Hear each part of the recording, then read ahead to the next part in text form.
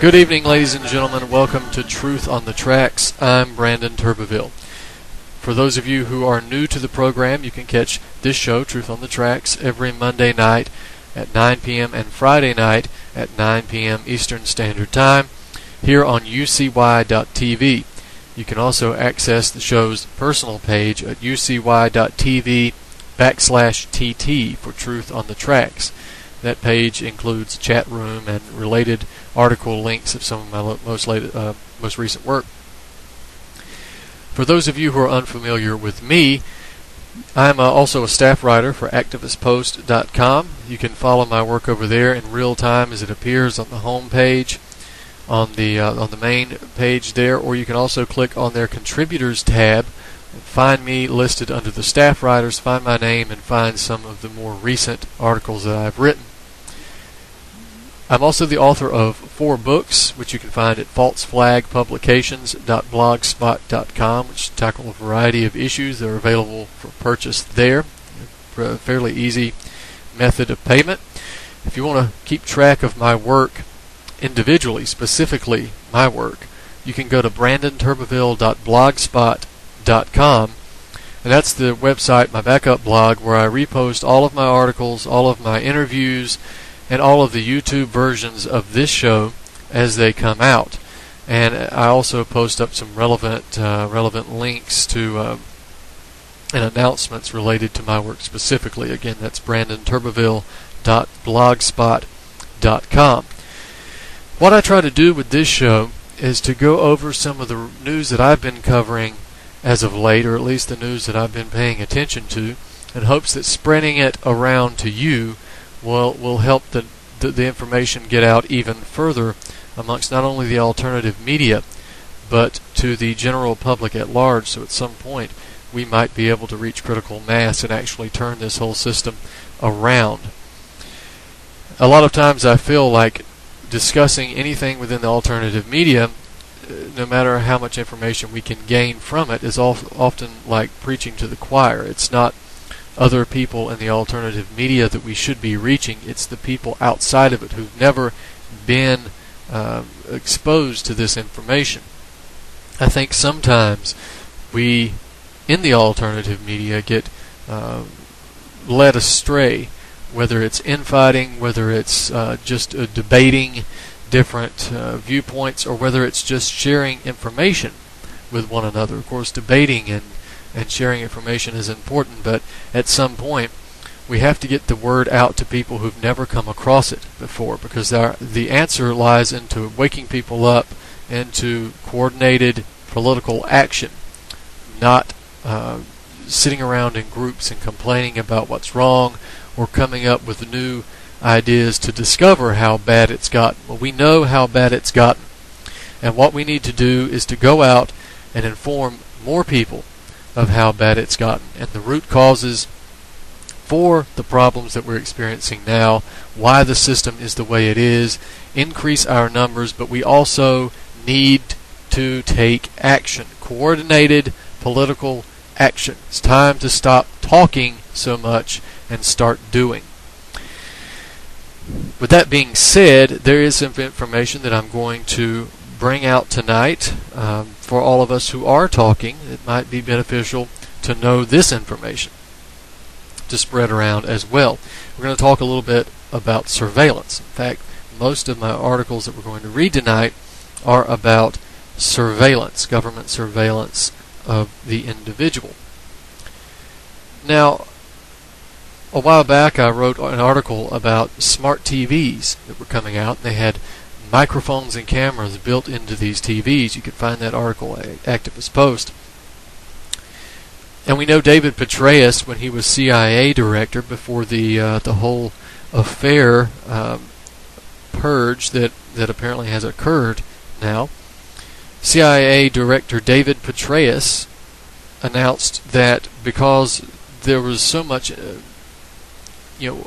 applications, or rather I should say, so many household gadgets that were capable of being controlled by apps, that soon enough there would be the ability of the CIA to spy on the average American in real time using these appliances.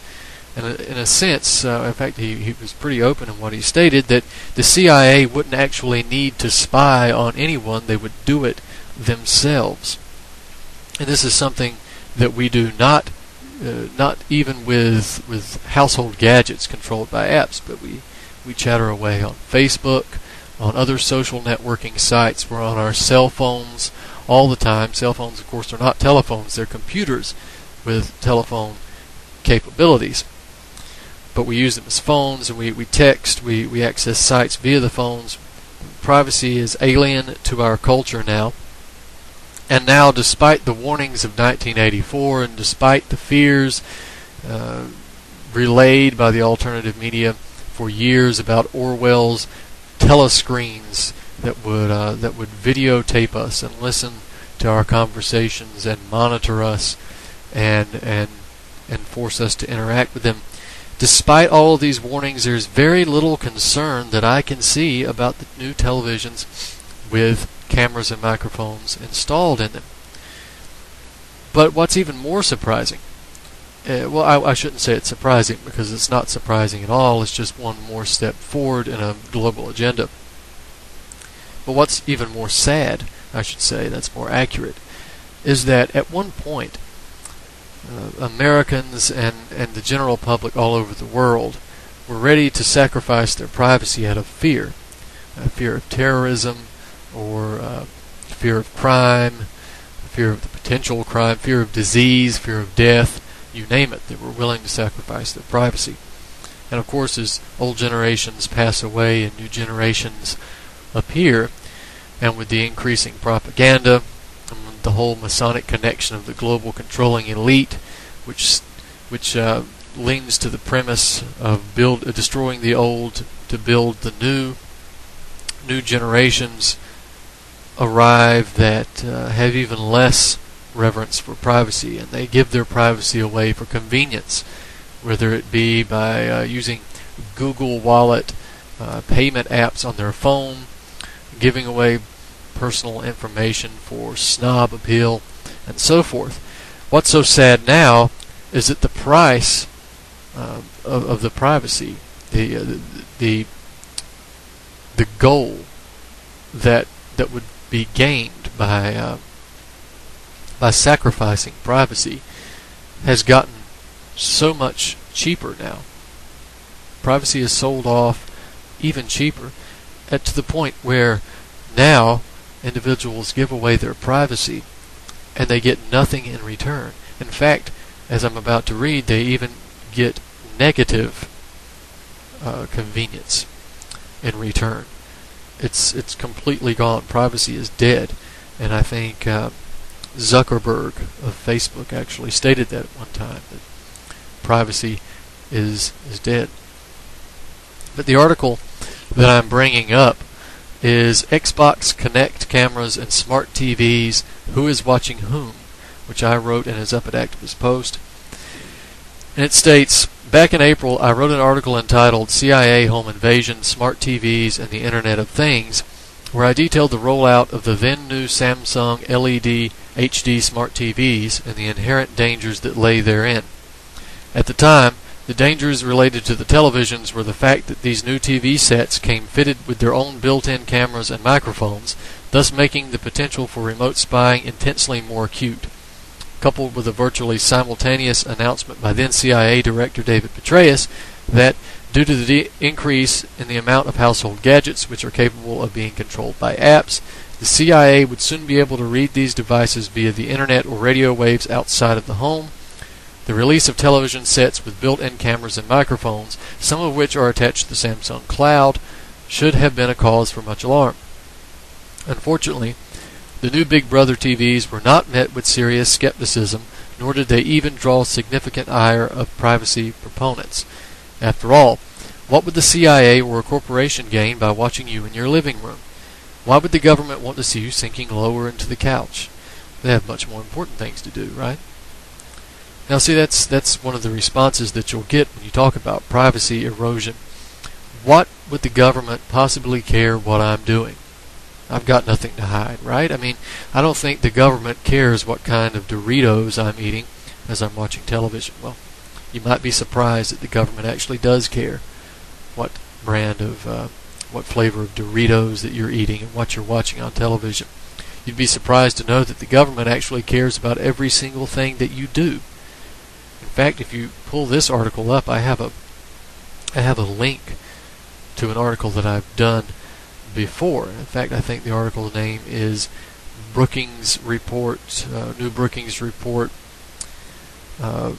Recording Everything and Shaping the Dynamics of Dissent. Something to that effect. If you just Google Brandon Turbeville activist post, Brookings Report Dynamics of Dissent, the article will come up where it shows you just how interested the government is and just how real the possibility of government monitoring of every single aspect of your life, just how real that possibility is. In fact, I would even go so far as to say it's not a possibility, that it's a reality that's happening now, and it just hasn't been announced openly that it is happening. We're watching the rollout. Since it's announced that it's possible, the reality is that it's already going on, and it has been going on for a long, long time.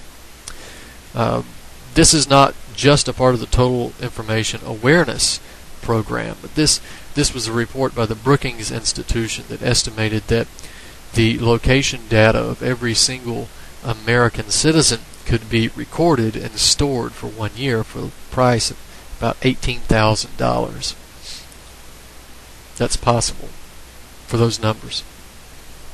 You can go read the report. You can go read my article on it, and I link to the report in it. You can read the report for yourself. Recording the location data, the video data, the audio data, as well as other digital information that you leave behind as you surf the internet and give away all your private information. All of it can be recorded, stored, and collated for a very, very low price. Certainly lower price than it costs to prosecute wars, even the stupid drug war that we have going on now. But back to the article at hand. Aside from the obvious implications regarding the destruction of basic privacy or even the open desire held by governments and intelligence agencies to actually build a total information awareness network, one would find it difficult to find a manner in which cameras and microphones attached to one's television would make the viewing experience any better. Of course, that's why it was justified to have cameras and microphones in your television to begin with. Is a good idea, that it would enhance the viewing experience. They never actually said how it would enhance it, but hey, it says it would enhance the viewing experience. I guess that's true, right? It said it on the advertisement. Something's got to be better about it. So go ahead and get rid of that privacy, because your viewing experience is about to be enhanced. Nevertheless, as I have stated in many other articles relating to the erosion of privacy under the guise of greater convenience, it seems that any level of perceived expediency is enough to justify the shredding of anonymity in the minds of the general public. Unfortunately, as the little bit of privacy that still exists continues to be auctioned off for entertainment needs, it seems the remaining shreds of personal secrecy are fetching a still lower price, even now as they are growing more and more scarce. This is because, even though the average member of the public is willing to trade the most basic freedoms for the most infantile reason, the entertainment that they are now receiving in return has itself been devalued to the point where it is virtually non-existent. Take, for instance, the perceived benefit of buying a television with an embedded camera and microphone. How a company would be able to personalize the experience for individual users was always somewhat unclear. However, it sounded like it would be an improvement, so masses of people flocked to the new technology out of basic snob appeal, as well as the unwavering desire for more and more luxurious entertainment. Now, snob appeal. Again, we don't know how it's going to personalize the experience or enhance the experience. But I bet our friends don't have that yet, so we got to get it. It makes us cool, right? It makes us cool because we can better finance our own enslavement. It makes us cool because we can sit on the couch and grow fatter and lazier by the minute and more ignorant by the minute as we sit there and stare at our programming, which is downloading us with the thoughts that we're supposed to have with the current events and the upcoming agenda. That makes this really, really cool. Yet, in an ironic twist of fate, the technology that was allegedly developed to improve the television watching experience is threatening to encroach upon it. Although not directly part of the new Samsung TV sets, the Xbox Kinect cameras, a similar technology, are now being pushed by Microsoft to act as policemen for copyright fascists and major movie firms. Now, Microsoft is involved in several patent application filings that we're going to get into tonight that have implications for more erosion of privacy. But of course, the Xbox Kinect cameras are something else that has snob appeal and is mind-numbing entertainment for all the people who sit around and waste their lives playing video games constantly. You know, they may be fun, but you are wasting your life if you play these things. Most of them, of course, were created by the Pentagon for the purpose of training the future drone pilots, and for making an entire new generation of people immune to death and killing, to make you more sadistic in a way, and I think that's been proven to be the result. Indeed, according to a report by Mick Wright of the Telegraph, if Microsoft's latest patent application is approved, the Kinect camera will be turned, quote, into a snitch for movie studios, reporting back just how many friends you've got in your living room and what they're watching, end quote. For those who might be under the impression that the above description of the patent proposal is too far-fetched, the proposed patent actually reads, and this is a quote from the patent, "The users consuming the content on a display device are monitored so if the number of user views license is exceeded, remedial action may be taken." End quote. And this is going back to Mick Wright of the Telegraph. He says, if put into practice, Microsoft's plan could mean that the film you're watching suddenly stops playing if it detects that you've got more people squashed on the sofa than the license allows. You'd then be prompted to buy a more expensive license to keep watching. It's that blatant, a system to spy on private viewing habits. Of course, they completely gloss over the fact that you're also being watched for other things. Continual facial recognition, continual monitoring, continual recording for whatever else you're doing.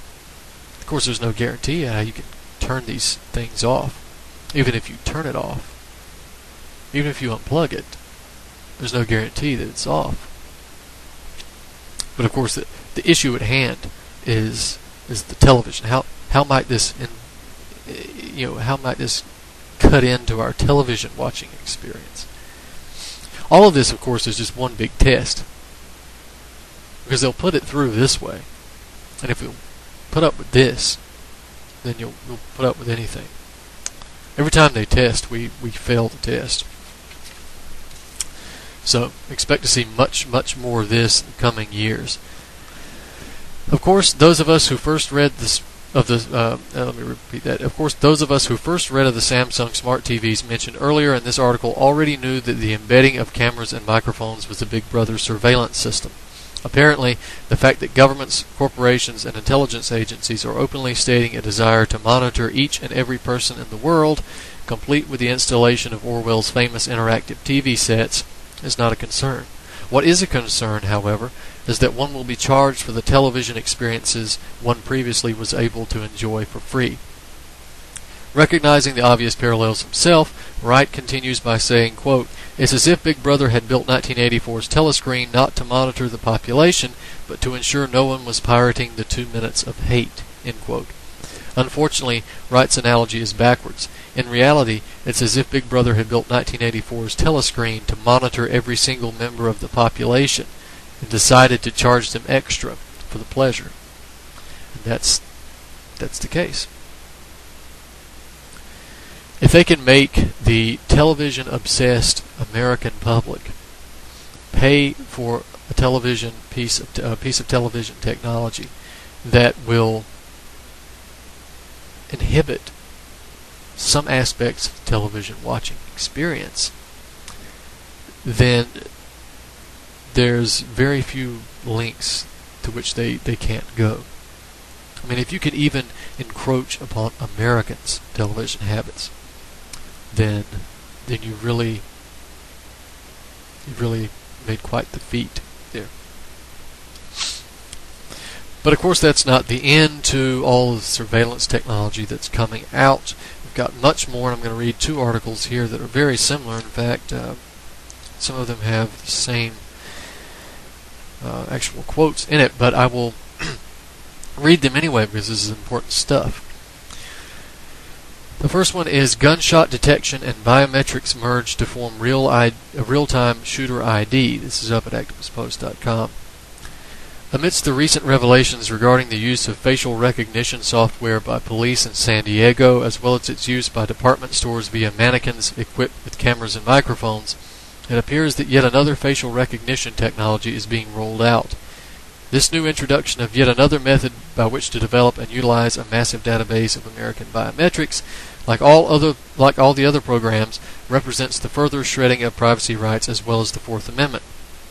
And keep in mind what I just mentioned, that there was a recent acknowledgement that police in San Diego were going to be using facial recognition technology software on the San Diego residents. There's also a recent announcement that different department stores all around the country were going to be using mannequins which had cameras and microphones equipped in them that could recognize faces, that could record conversations, monitor conversations, and so forth. Now, what I just read in reference to the Xbox Kinect cameras had to do with facial recognition as well, because the cameras can recognize faces and tell whether or not there are too many people on the couch. Of course, the smart TVs can recognize faces as well. And then, of course, what I'm about to read here involves facial recognition. All of this in the last few weeks. So, whenever you see so many pieces of this puzzle coming out at the same time, you should ask yourself, as if you would in any other situation, what is the agenda here? What is going on? We have 4 different avenues as to when facial recognition being introduced to the general public under different guises, whether it be convenience, law enforcement, generalized surveillance, or free markets like the department stores. So whenever you see something occurring in various different geographic locations, the same thing occurring in different locations across the world or even across the country, you should always ask yourself, how far does this agenda go up? Because it's certainly never a convenience when these different locations implement the same policy. You always know that there's a top-down agenda. Same thing with facial recognition and like-minded policies and procedures and technologies. When you see so many rollouts of facial recognition technology within 2 weeks, then you'll know that there's a top-down agenda. There's an agenda moving forward to promote this technology, to install this technology, and to firmly cement the grasp that facial recognition already has on American society, on global society currently. So what you're seeing is a rollout. You're seeing another step forward in the globalized policed surveillance state. Back to the article. The new program being referred to is the product of the partnership between 2 military-industrial complex firms, Safety Dynamics and Airborne Biometrics Group, ABI. Both of these firms are thinly veiled creatures of the stampeding DARPA-style surveillance state and shadow government infrastructure now firmly in place the world over. Essentially, the new programs being prepared for implementation all over the country are designed to detect gunshots from a remote location via acoustic sensors. When the gunshots are detected and located through a quick process of triangulation, the high-resolution camera is then used to photograph the shooter's face, which is then processed through biometric database to determine the person's identity. If the shooter is not yet enrolled in the police state database, the new technology can actually create a new record using the photograph, the one it just took. As Homeland Security Newswire writes, quote, individuals who fire weapons with criminal intent will now have to think twice now that Safety Dynamics Incorporated and Face First have decided to join forces. Working together, Safety Dynamics will combine its gunshot detection technology with Face First facial recognition capabilities to automatically identify a shooter's face in real time. Whenever Safety Dynamics acoustic ballistic sensors detect a shot, it will automatically zero in on the exact location and direct a high-resolution camera to zoom in and capture the shooter's face. At that point, face-first software will run the shooter's face against the biometric database to determine their identity or create a new facial record if they are unknown. End quote. For those who might be wondering about the source of the images contained in the biometric database that is referred to in the quote above, the answer is quite simple. It's everywhere. Although it is well known that the U.S. government is attempting to establish and probably already has established a total information awareness network of surveillance on each and every American citizen, the fact is that this work has largely been done for them already.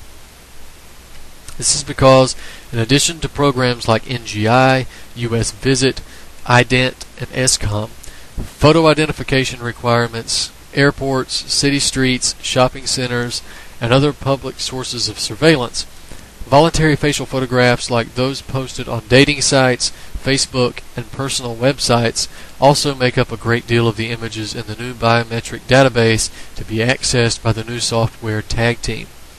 Regardless, in the last several days we have witnessed another giant rush forward with the implementation of the surveillance state control grid.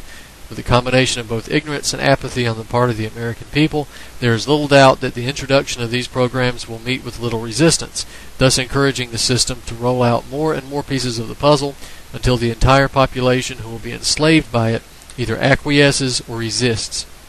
We are fast approaching the time where we will all find out what happens when this question can no longer be avoided.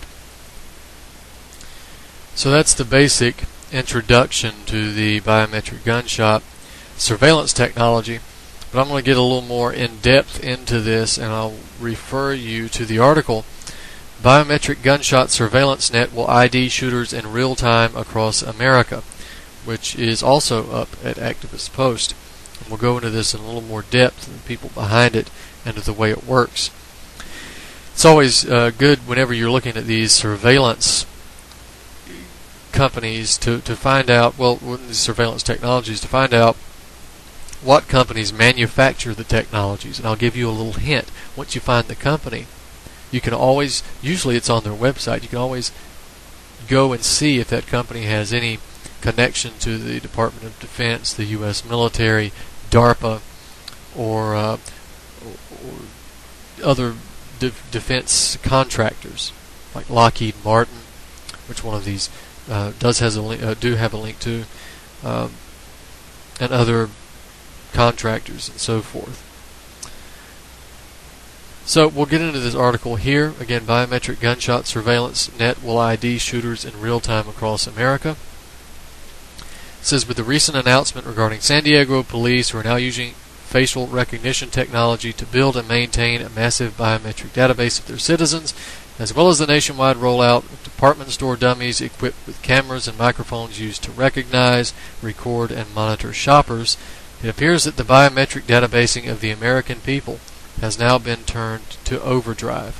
However, treasonous law enforcement and Big Brother department store dummies are not the only methods by which the American people are being surveilled by recently introduced technology. Now, programs have been developed that are able to detect gunshots from miles away in conjunction with high-resolution cameras and facial recognition software that allows for not only the location of the shots, but the direct biometric identification of the shooter. We're going to take a break right here for station identification. We'll be right back.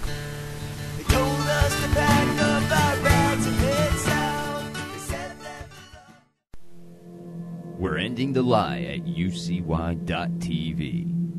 For the people, by the people. And we're back, ladies and gentlemen. This is Truth on the Tracks. I'm Brandon Turbeville.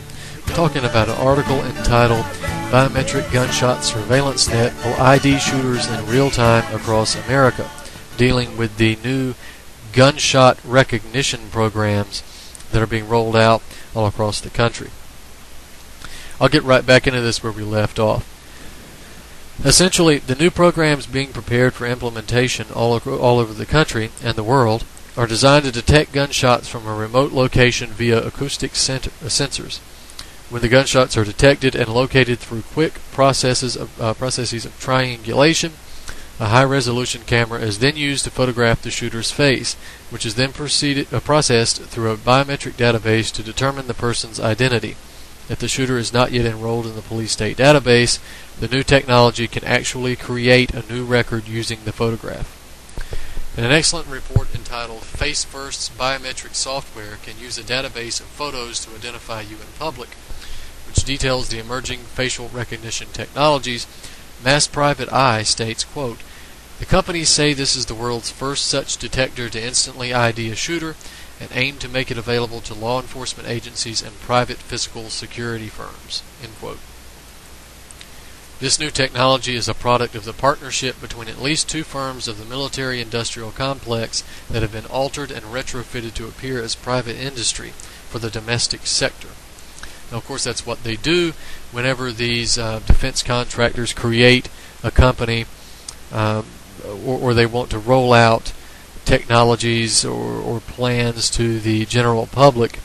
They will create front companies, introduce them on the market as if they're private companies involved in domestic business, and through those companies sell the technology to the government agencies, to the law enforcement agencies, to municipalities, and whatnot, in order to get that information, which is military in nature, out to the general public. It's a way of waging covert war on the general public, and that's not an exaggerated term.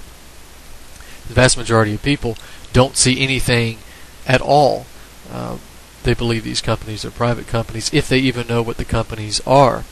That's why there's so many pieces of the puzzle that aren't put together for the average person. So they're understandably confused.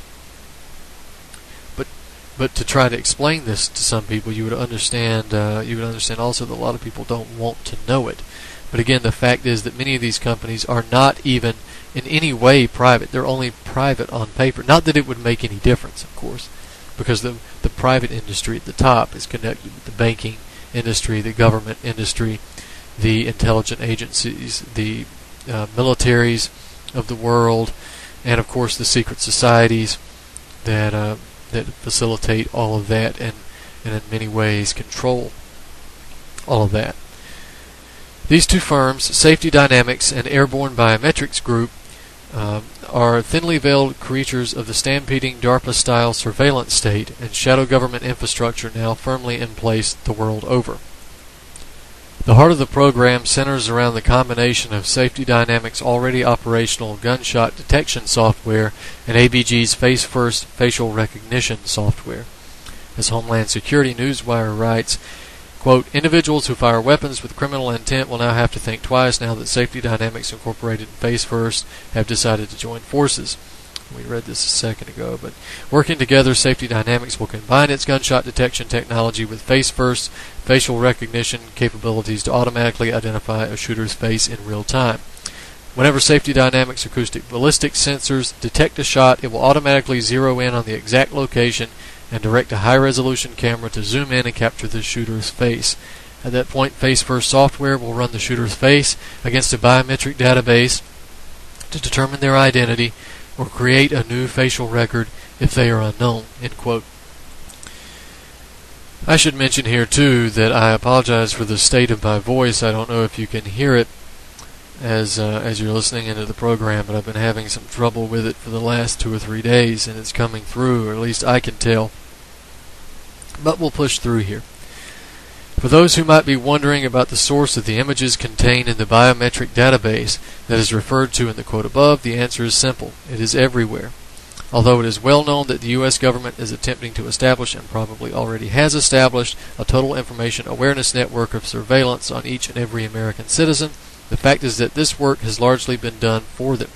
This is because, in addition to programs like NGI, U.S. Visit, IDIT, and SCOM, I've got links to these in the article, photo identification requirements, airports, city streets, shopping centers, and other public sources of surveillance, voluntary facial photographs like those posted on dating sites, Facebook, and personal websites also make up a great deal of the images in the new biometric database to be accessed by the new software tag team. As GovTech.com writes, quote, The technology necessary to perform facial recognition is cheaper and easier than ever before. According to Facing Facts, best practices for common uses of facial recognition technologies, a best practices guide released by the U.S. Federal Trade Commission that explores the possibilities that facial recognition technology can bring. According to the guide, a 2011 Carnegie Mellon study showed that researchers identified individuals, quote, in previously unidentified photos from a dating site by using facial recognition technology to match them to their Facebook profile photos, end quote. Facial recognition technology is indeed becoming more and more affordable, as are the technological capabilities to record, monitor, and store the digital, audio, and video data for literally every single American citizen, as a report from the Brookings Institution entitled Recording Everything, Digital Storage as an Enabler of Authoritarian Governments has suggested. That's the Brookings Institution report that I mentioned earlier on, Recording Everything, Digital Storage as an Enabler of Authoritarian Governments.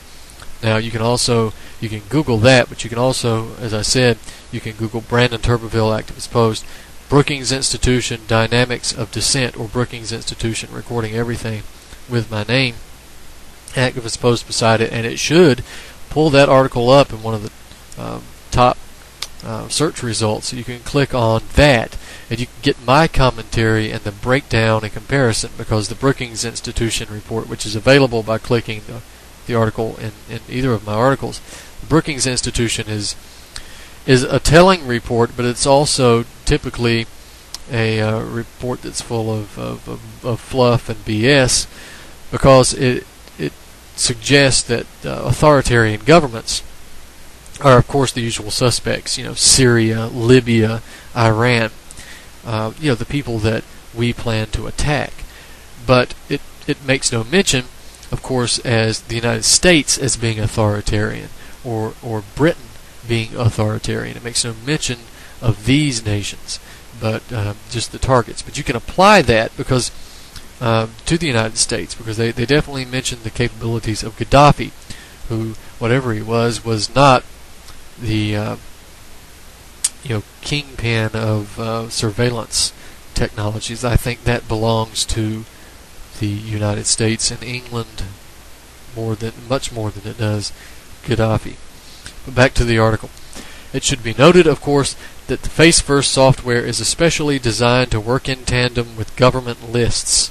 This much is stated clearly on the Face-First website, which states, quote, as individuals enter your facility, Face-First high-speed face-tracking camera and proprietary software instantly detect and identify all known terrorists, felons, and con artists on a customized database of local, state, and federal agency lists. You can also add your company's internal database of trespassers, fired employees, and other persons of interest, plus similar watch lists of other participating companies. Alerts are instantly sent as email, SMS, or MMS messaging to the devices you specify, cell phones or PDAs or computers, so that your security staff can deny access to and or detain the individual. You can also configure alerts to be automatically emailed to law enforcement authorities and or key government officials. So you can reroute that to go back to the government. Face-First improves your security team's efficiency by sharpening their focus on prior offenders before they attempt to present bogus credentials, harass staff, or instigate an attack, end quote. Yet, the gunshot detection facial recognition program is not something completely novel to the police state of America. Indeed, all across the country, similar programs are being introduced, and in some locations, these types of technologies have already been in use for some time. Safety Dynamics has already been involved with many of just these types of programs. For instance, the Sentry Gunshot Detection Program, developed by Safety Dynamics, that's SENTRI, Sentry Gunshot Detection Program, developed by Safety Dynamics, is actually used by the Federal Reserve Bank of San Francisco. The Safety Dynamics website describes how the program works by stating, quote, if a shooter discharges a weapon inside the building, the Sentry system will lock down all security doors to the bank, trapping the shooter inside. This Sentry application demonstrates the significant value of gunshot detection for the purpose of asset protection for federal facilities, both indoors and outdoors." End quote. Admittedly, not a bad idea for high security situations. That is, of course, unless you are unfortunate to be locked inside with the shooter, and that's the case. I'd hate to be a Federal Reserve minion if there was in fact a shooter inside the bank after the Sentry program got off and locked him in with me. But, hey, if the Federal Reserve wants to use that. However, other applications for Sentry are much more questionable in nature and much more conducive to outright police state mechanisms. Indeed, these programs have been rolled out into city streets all over the country, such as Baltimore, Baton Rouge, Tucson, and Los Angeles. Again, one only need reference the website of Safety Dynamics to discover the basic justification and method of operation for the Sentry gunshot detection programs. It states, quote, "State-of-the-art technology that could play a huge role someday in fighting crime is in Tucson, Arizona. It's called instant gunfire recognition, and this essentially is how it works. A shot is fired in a metropolitan area. Within 1 second, the shooter pulling the trigger, microphones pick it up, a camera zooms in, and authorities instantly have some idea who and what they're dealing with. So in most cases, the shooter hasn't even begun to drop their arm yet, and we're already looking at the scene," said Wayne Lundeberg, Chief Operating Officer of Safety Dynamics, a Tucson-based company with gunshot detection technology in the U.S. and Mexico. And then we have quotes about these programs in each of these cities, and we'll go through some of them here. In relation to the program's use in Baltimore, it says, quote, "City police hope they will one day have an easier time solving shootings with the help of new technology. The latest police tool to catch criminals is being tested on top of some blue light cameras. It's gunshot detection. The way the technology is designed is that the sensor would actually redirect the camera in the direction in which the shot sound came from," said Cheryl Goldstein with the Baltimore mayor's office. "Each sensor is supposed to be able to hear a gunshot within 600 feet. That's about the distance from a blue light camera to 1 or 2 city blocks. For now, there are 2 sensors installed in East Baltimore. The city is working with the vendor, Safety Dynamics, to make sure the system is worth the investment before buying anything. Johns Hopkins used a different vendor last year. What the city is looking for is a gunshot technology that can identify a gunshot and will not alert when there's other noise," said Goldstein. So far, the city says the 2 sensors are showing promise. And in Baton Rouge, quote, "The new gunshot detection units will allow Baton Rouge police to transport the crime prevention functions of Sentry to areas of immediate need and special community events. Crime rates at Safety Dynamics installations typically fall 14% with the presence of the new technology, and a 35% drop in shootings and calls to 911 are realized within weeks. The Baton Rouge police like the idea of moving Sentry to various locations in the city that are seeing high rates of crime and for local community events to increase public safety through Sentry's unmatched detection and localization of gunshots in less than 1 second." End quote. Los Angeles. Quote, "Los Angeles County Sheriff Lee Baca, Los Angeles Police Chief William Bratton, and other police officials gathered at a news conference to announce the completion of work to install Safety Dynamics Sentry gunshot detection for urban crime prevention in the city of Compton. Sentry units consisting of a camera and 4 microphones were scattered all over town a month ago," officials said. As soon as it hears gunshots fired, boom, the cameras turn on," said Sheriff's Lieutenant Scott Edson. "The Sentry unit is able to detect shots fired from within a quarter-mile radius and can even distinguish the types of rounds fired," said Sheriff's Lieutenant David Telley. It took 3 of them to explain the program. How many Los Angeles Sheriff's Department does it take to explain one program? Apparently 3. "The unit employs neural networks so it can listen to the temporal pattern of a gunshot and ignore similar sounds like a bus backfire. The Sheriff's Department had tried similar technology, but Edson said the older equipment does not have cameras, only listening devices. It's going to be like another eye for us, which will help us apprehend any suspects," Deputy Tony Bowie said of the new technology. 4. It takes 4. End quote. Similarly, another program related to gunshot detection that has gained much more attention in recent years is the ShotSpotter technology. ShotSpotter is yet another program designed to recognize gunshots and transmit the information recorded to law enforcement agencies. ShotSpotter is not unique to major cities. However, even smaller areas such as Rocky Mount, North Carolina, are using the product. Obviously, it goes without saying that the technology comes at great cost to the average taxpayer.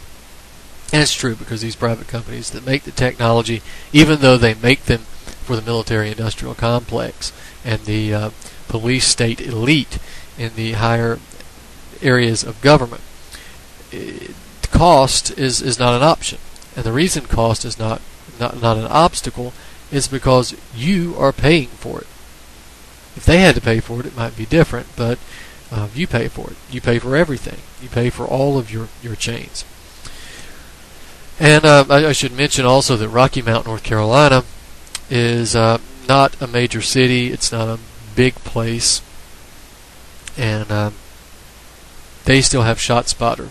So it's to be expected not only in major cities, but also in smaller cities and eventually small towns and probably even your unincorporated communities. Eventually they'll have this crap in the woods. They'll have this way out in the country, just like in Orwell's 1984, where there were cameras even out in the wooded areas and the prairies, or the meadows. Of course, the programs mentioned above are not combined with facial recognition software. However, one of Safety Dynamics' programs can be seen as a precursor to the partnership with ABG, both in the sense that it was itself a partnership with another surveillance company, as well as the fact that it also involved the combination of gunshot detection with surveillance cameras. This program is the partnership between Safety Dynamics and LSAG North America, who manufactures high-resolution cameras with an impressive reading capacity for the photographs taken. LSAG's cameras were combined with Safety Dynamics' Sentry gunshot recognition program, and the combo is now being marketed to law enforcement agencies all across the country. None of the programs mentioned previously, however, are quite as advanced as the partnership between Safety Dynamics and ABG, the focus of this article. As previously stated, this program combines gunshot detection technology with both high-resolution cameras and facial recognition software to produce a surveillance net that is, at least currently, unparalleled in the United States. Unparalleled, at least, when compared to programs that have been officially admitted to being currently operational. Of course, one should not be surprised that the companies developing, manufacturing, and marketing the technology of control, such as ABG, Safety Dynamics, and LSAG North America, are selling their country and their fellow citizens down the river. While money itself always provides enough of a motive for the majority of the people to abandon what little sense of morality and freedom they have, the fact is that these companies are not basic free market startup initiatives. In reality, they are as much a part of the military-industrial complex as DARPA and the U.S. military itself. The only difference between corporations such as these and the Homeland Security, shadow government, surveillance state establishment is that these companies masquerade under the cover of private enterprise. While they may be private ventures on paper, they are attached at the hip to the defense industry. For instance, Airborne Biometrics Group, ABG, is actually a spin-off corporation of Airborne Technologies Incorporated, ATI, a firm founded in 1980, quote, as a defense contractor supplying aircraft structural parts to the U.S. government and other countries flying U.S.-manufactured aircraft, end quote. In 2003, ATI became a partner with Lockheed Martin, another giant of the military-industrial complex, solidifying its place as the first manufacturing licensee for Lockheed. Likewise, Safety Dynamics is also a player in the military-industrial complex game. Safety Dynamics is not just involved with the development of technologies such as gunshot detection programs, but also with projects involving the U.S. Navy, the U.S. Army Research Laboratory, and the University of Southern California Neuroscience Program. Isn't that program getting some interesting results and interesting reports out lately? Interestingly enough, Theodore W. Berger, co-founder of Safety Dynamics, is also a biomedical engineering professor at USC as part of the Center for Neural Engineering in the Viterbi School of Engineering at USC. Berger was also the recipient of the Lockheed Senior Research Award, and was co-editor of Toward Replacement Parts for the Brain, Implantable Electronics as the Next Era in Neural Prosthetics, published in 2001. Berger was also involved in an experiment conducted conjointly between USC and Wake Forest University, in which a brain implant was tested on rats, with findings that revealed the implants could actually restore lost memories. I'm going to link to that because I did an article on that a while back as well. Lastly, LSAG North America is actually a subsidiary of Finmeccanica, an Italy-based company which is nonetheless a part of the military-industrial complex surveillance state defense contractor world. Finmeccanica describes itself as, quote, one of the world's leading high-tech companies operating in the design and manufacture of helicopters, defense electronics, civil and military aircraft, aerostructures, satellites, space infrastructures, and missiles. But it also makes little parts for homeland surveillance state technology too. The individuals, I guess, that own it like to take breaks from satellites and missiles and military aircraft to make small parts for domestic spying technologies, like little cameras. It plays a leading role in the European aerospace and defense industry and participates in some of the biggest international programs in the sector through well-established alliances with European and American partners. End quote. Clearly, the United States and the rest of the world is moving toward the point of no return in regards to the surveillance state that is no longer creeping but rushing forward with lightning speed. While gunshot detector technology represents a disastrous encroachment upon the right to privacy in the Fourth Amendment, it is also an unfortunate reality that this technology is just one of many. The entire world is fast reaching a point of do or die, literally, where the people who inhabit it will have to make some hard choices soon, or they will be forever unable to do so. So with the gunshot surveillance technology, the various facial recognition programs, and the Xbox Kinect camera, smart TV, spying software, it's be a good idea to read this next article entitled Surveillance Grid Moves Ahead with VoIP Spy Technology, or VoIP, Voice over IP Spy Technology. Find that Activist Post. It says, once upon a time, privacy was not a word that was foreign to the English language. In that time long ago, police and governments would often have to manufacture an incident, like 9/11, in order to successfully push for more legal powers to monitor private conversations or access data without a warrant. However, in 2012, the premise of the invasion of privacy is no longer necessary. Now the debate itself is a foregone conclusion that agencies will be granted greater power to surveil the populace. The only question taken into consideration is what might be the best method that these organizations can utilize in order to take advantage of these coming powers.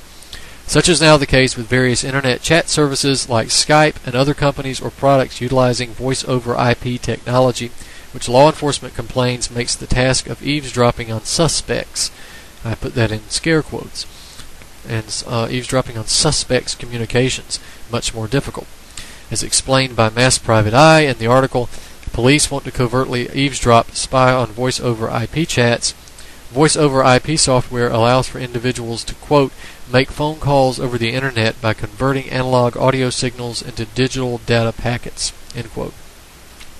The article continues by stating, quote, because of the way the packets are sent over the web, sometimes by a peer-to-peer connection, it can be complex and costly for law enforcement agencies to listen in on them.